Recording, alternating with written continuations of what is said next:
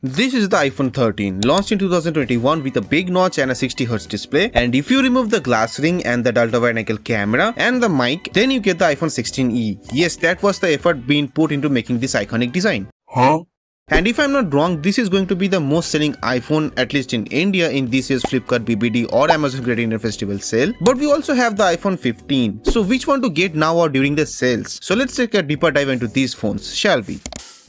So the iPhone 16 has a metal and glass build with ceramic shield at the back, just like the iPhone 13, but it also includes an action button and a Type-C USB 2.0 port with an IP68 water and dust protection rating, and only available in either black or white color. The iPhone 15 on the other hand again looks similar to the iPhone 13 but with a pastel color shade and a frosty finish, and rest is the same with a USB Type-C USB 2.0 port, action button, ceramic glass back protection and the IP68 rating with a lot more colors to choose from. So yeah, apart from that extra camera and the camera glass frame, there's not much of a difference in the design. Just like the design, the display of the iPhone 16e is almost exactly the same as the iPhone 13. You get a 6.1-inch Full HD Plus Super Retina XDR OLED with HDR10 support with 800 nits of high brightness or 1200 nits of peak brightness, which I think is not enough brightness considering the price of this device or even the standards of 2025. What also isn't following the price and 2025 standards is the fact that it still has that big chunky notch at the top, meaning it's the first AC series phone to have a Face ID, and so yeah, Tata bye bye Touch ID forever I guess for this time. But yeah, I don't like this at all. Also, you get a smooth 60Hz panel in 2025. That explains a lot. The iPhone 15's display is better with no notch but a dynamic island, with also a 6.1-inch Full HD Plus Super Retina XDR OLED with HDR10 and Dolby Atmos support, and a higher 1000 nits of high brightness and 2000 nits of peak brightness, which obviously means the iPhone 15 has a much brighter and a little better display, but again with a 60Hz refresh rate. And yeah, both of these phones are covered by a ceramic shield glass protection for the front display also. The hardware department is better on the iPhone 16e. First up, it is powered by the more recent A18 chipset found on the iPhone 16. But where the iPhone 16's A18 uses a 6-core CPU and a 5-core GPU combo, the 16e uses a 6-core CPU and a 4-core GPU combo clocked at 4.04 GHz. So it might be the same chipset on both of these devices, but the iPhone 16 chipset will perform a little better than this one. Whereas the iPhone 15 uses a little older A17 chipset, which uses a 6-core CPU and a 5-core GPU combo clocked at 3.46 GHz. So yeah, the iPhone 16e is clocked higher, but also the iPhone 15 has one extra GPU core. So in real life, I'm not expecting a huge performance gap in like heavy gaming, and also the smaller chassis will restrict the processor's full power anyways to control the heating. But also the iPhone 16e has 8GB of RAM with 120GB of base storage, whereas the iPhone 15 has 6GB of RAM and 128GB of base storage, meaning that the iPhone 16e is the only one from these two to get AI or Apple Intelligent features, as 8GB RAM is minimum for that. So for gamers, I don't think there would be a big difference between the two.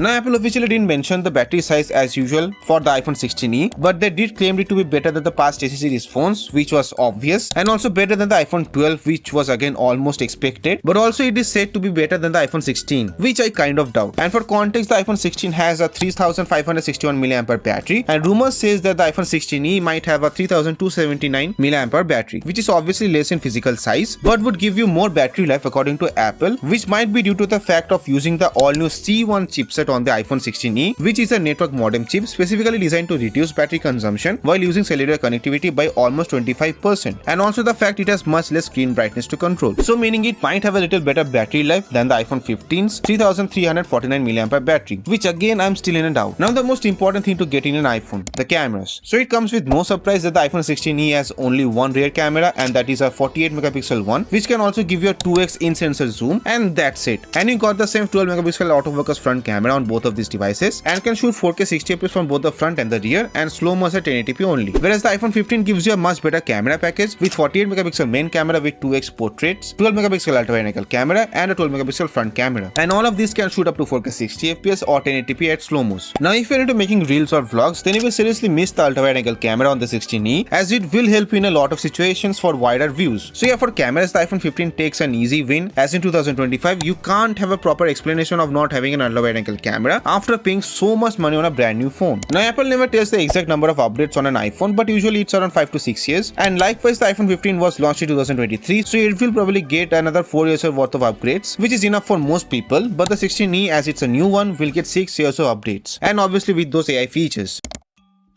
So the iPhone 16e starts at 60,000 rupees for the base 8GB RAM and 120GB of storage to all the way up to 90,000 for the 512GB one. Yes, you heard that right. You basically are paying 60,000 rupees for an iPhone 13 with no ultra-wide angle cameras, yes, a better processor and a better battery life. And the iPhone 15's base model can be found around 60 to 62,000 rupees normally or under 55 to 60,000 rupees during any sales. So if you want an iPhone currently and don't care much about a little better processor, a little better battery life and unfinished AI features, then the iPhone 15 is an obvious choice as it has better display and cameras. But if you need the extra performance and RAM and AI features, then the iPhone 16e would make more sense for you. But for 60,000 rupees, I would not recommend anybody to get this one. Now if you could wait till the Amazon Great Indian Festival sale or Flipkart Bbd sales, then the iPhone 16e could be found under rupees 45 to 50,000 rupees, and so will the iPhone 15 also. And I would still pick the iPhone 15 then too. But yes, if you get to see the iPhone 16e under 40,000 rupees, then maybe then it would make some sense to buy this. So what I mean is that the iPhone 16e is a waste of money as of now, and the iPhone 15 is a better choice.